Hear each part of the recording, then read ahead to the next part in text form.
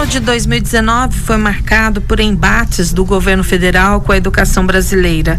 Entre as tantas polêmicas, a criação de um disque denúncias para analisar o comportamento dos professores em sala de aula, a suspensão do contrato do MEC com a TV Escola, criada no governo FHC, e por último, o ataque direto do presidente contra Paulo Freire, considerado patrono da educação brasileira, a quem o presidente classificou como energúmeno.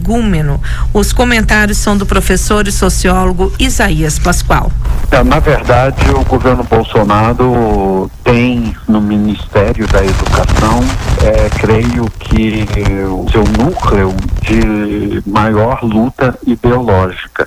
Bolsonaro vê que a educação brasileira teria sido tomada pelos esquerdistas, então ele fez desse campo um campo da sua luta pessoal. Olha, sobre essa questão de criar canais de denúncia, eu acho que isso não pega bem. Eu acredito que os professores devam ser avaliados, que o professor não pode ter plena autonomia, mas daí a passar para canal de denúncia, eu acho que isso é acirrar ainda mais o clima de polarização que nós vivemos na sociedade e dentro das escolas. Dentro das escolas já existe essa possibilidade. Se um professor, por exemplo, passa do ponto e começa a se tornar muito militante em sala de aula, coisa que várias vezes aqui mesmo na Rádio Difusora eu disse que eu sou contra, a própria escola tem como resolver isso. Os cursos têm coordenadores, há supervisor escolar, há pedagogo na escola, há direção.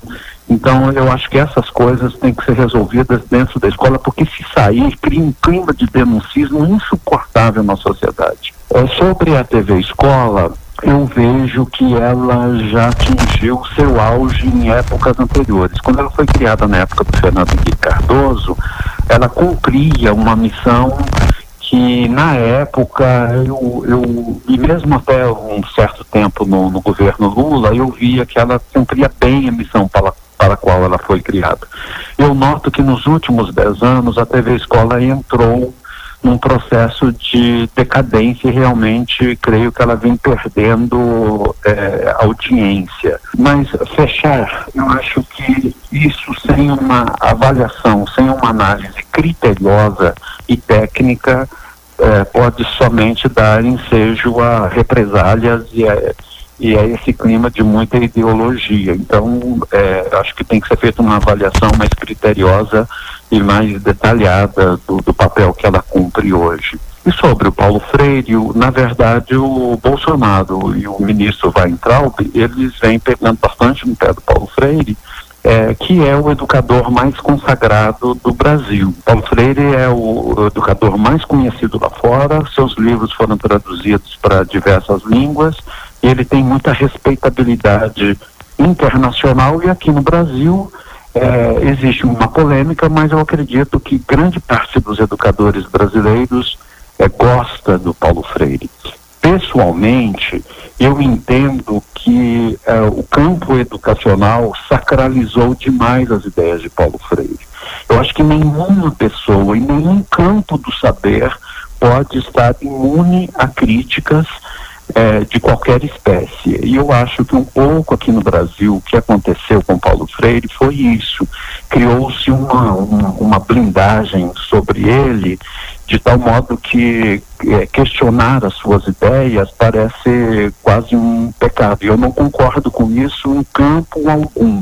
Para mim, o Paulo Freire, por exemplo, tem ideias que eu, já há muito tempo como educador, eu vejo as limitações dela, como a ideia de que educação é puramente diálogo, colocar no mesmo patamar professor e aluno, e ser bastante crítico em relação a uma pedagogia de conteúdos que ele chamava de educação bancária. Eu acho que esse tipo de educação, esse tipo de proposta, ela precisa ser mais bem enquadrada e precisa ser mais bem avaliada. Acredito até que o Paulo Freire tem ideias que possam ser aplicadas em grupos, em entidades que não são propriamente da escola regular. Por exemplo, num grupo de MST, num grupo de educação de jovens e adultos, eu vejo que o ideário de Paulo Freire se aplica bem, mas na escola regular eu vejo um pouco as limitações. Mas é claro, daí o Bolsonaro chamá-lo de energúmeno, para mim isso faz parte dessa incontinência verbal que caracteriza o Bolsonaro e seus ministros. Eu acho que isso não faz bem para a sociedade.